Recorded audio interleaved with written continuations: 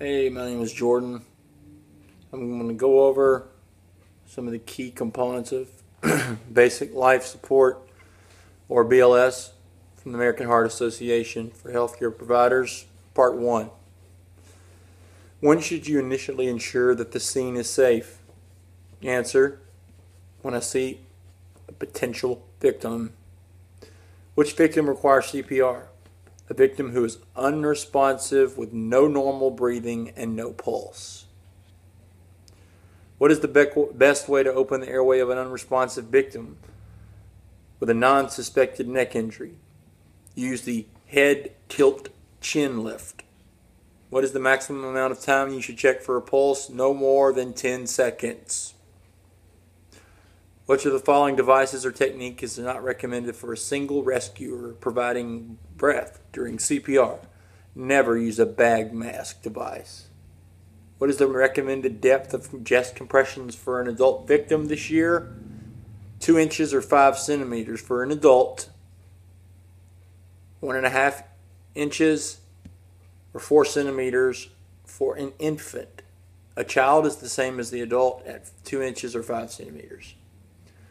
What should you do when a child victim has a pulse greater than 60 but is not breathing? Well, if the pulse is more than 60 but is not breathing, you give breaths without chest compressions. Greater than 60.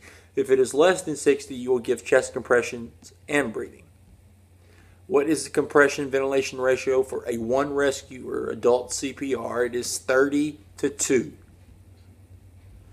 Why is it important to press the appropriate depth during CPR? Adequate depth of compression is needed to create blood flow during compressions. What is the recommended rate for performing chest compressions for victims of all ages?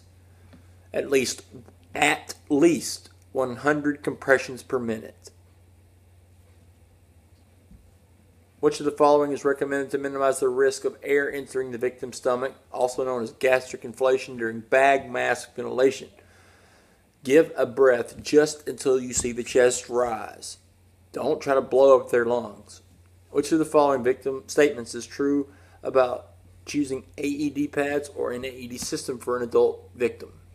Use only the adult AED pads and system for an adult. Don't mix and match or use a child's pad. That's not complicated. What are the correct compression and ventilation rates? For a 2 rescuer CPR in the presence of an advanced airway in an adult system, compression rate of at least 100 per minute with one breath every 6 to 8 seconds. You will miss that one if you're not careful. During two rescuer CPR, one rescuer provides chest compressions. What is the job of the second rescuer? Is to maintain an open airway and give breaths. And remember, 2 rescuer CPR is 15:2 ratio. As soon as an AED becomes available, which of the following is the first step you should perform to operate the AED or automatic external defibrillator? Turn it on. What should you do after attaching the AED pads to the victim's chest? Clear the victim so the AED can analyze the heart rhythm. It can't be analyzed if you're all over them and moving them and touching them.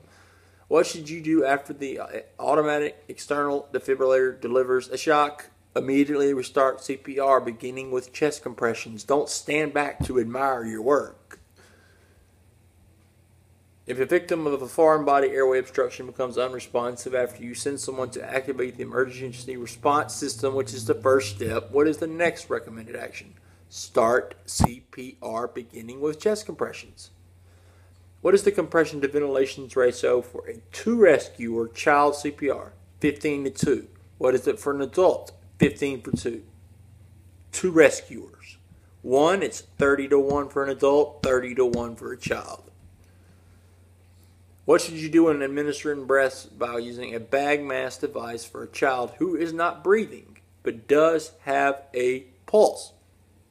Give breaths at a rate of 1 breath every 3 to 5 seconds. Now, this is an updated version of BLS for 2014, a review for you. So, I hope that this has been informative, and remember, it's not complicated. It's the heart.